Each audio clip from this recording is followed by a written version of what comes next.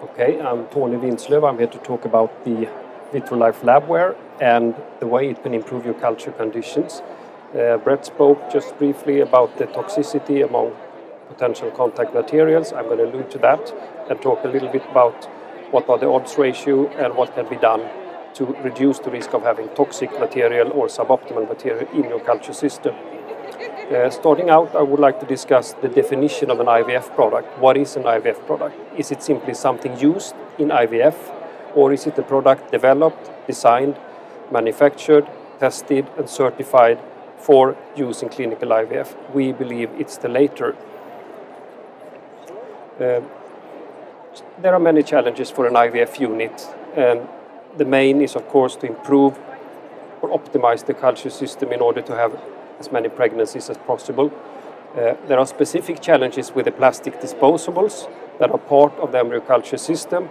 Looking at the number of products used, it's in most cases more than 10 different items that are used in an IVF cycle, and finding the right quality and finding the type of product that support the process is very important.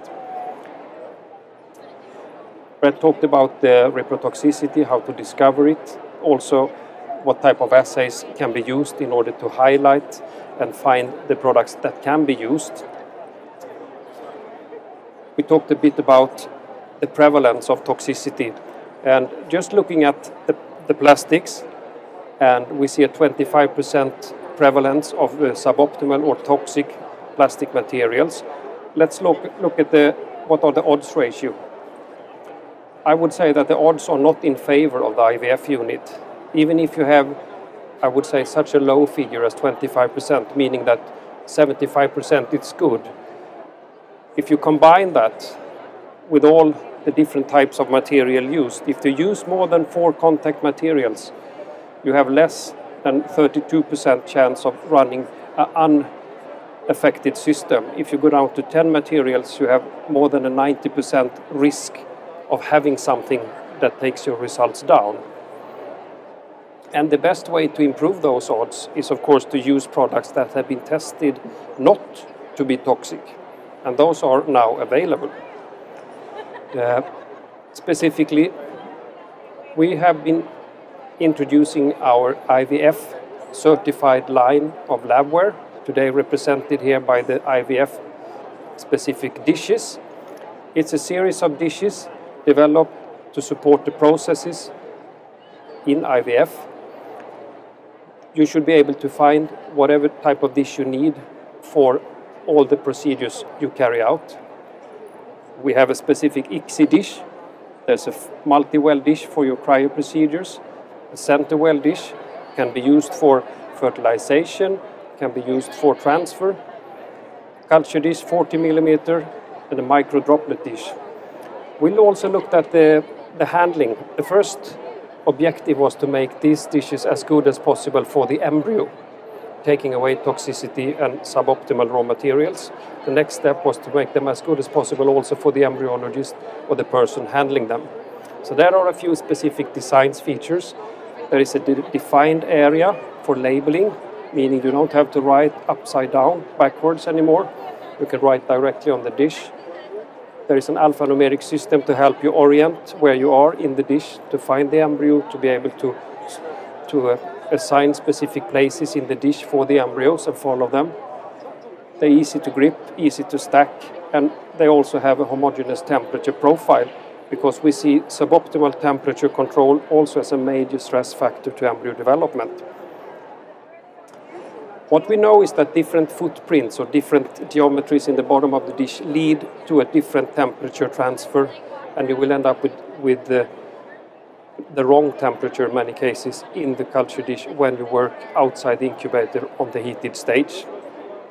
Looking at the left column, I would say that the very traditionally used dish, a 4-well dish, together with one of the more widely used culture dishes, if you place them on the same heated stage, you will end up with different temperatures.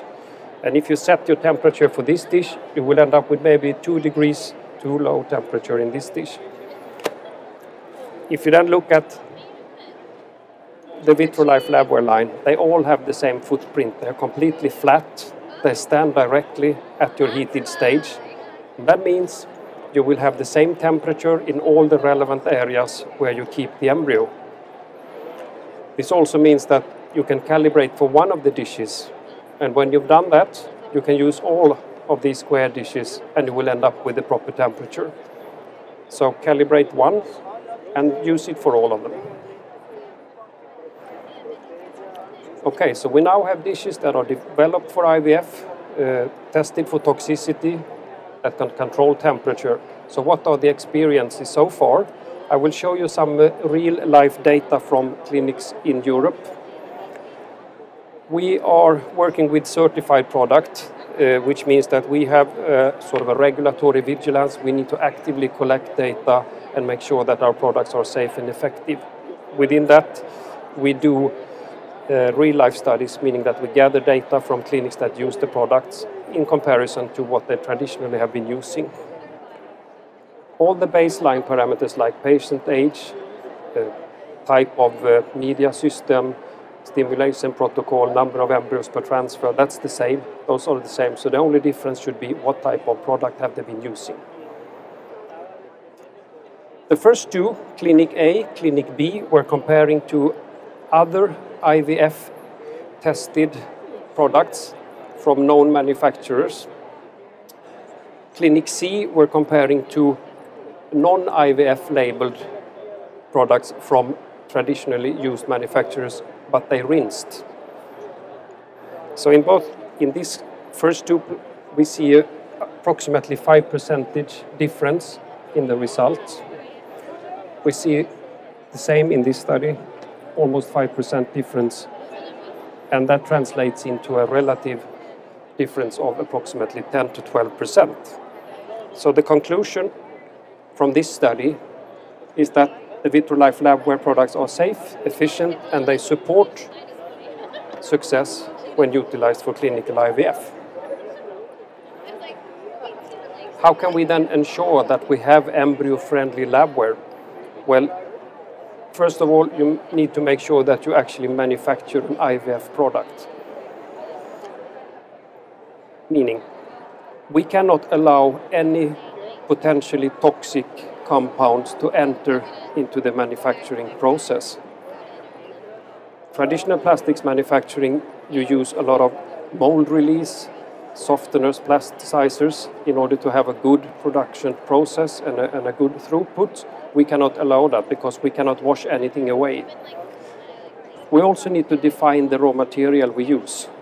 So we screen the raw materials, we qualify it with the same type of sensitive test that we use for our other products, the mouse embryo assay, and we only use single source raw material for each batch, so we have traceability. Temperature control is important, not to induce toxicity during the process. We also sterilize at the lowest possible dose, not to induce toxicity.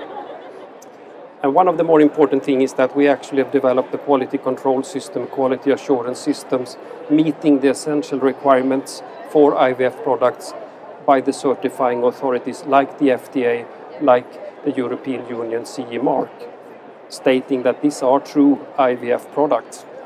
So we end up with embryo-friendly products certified for IVF.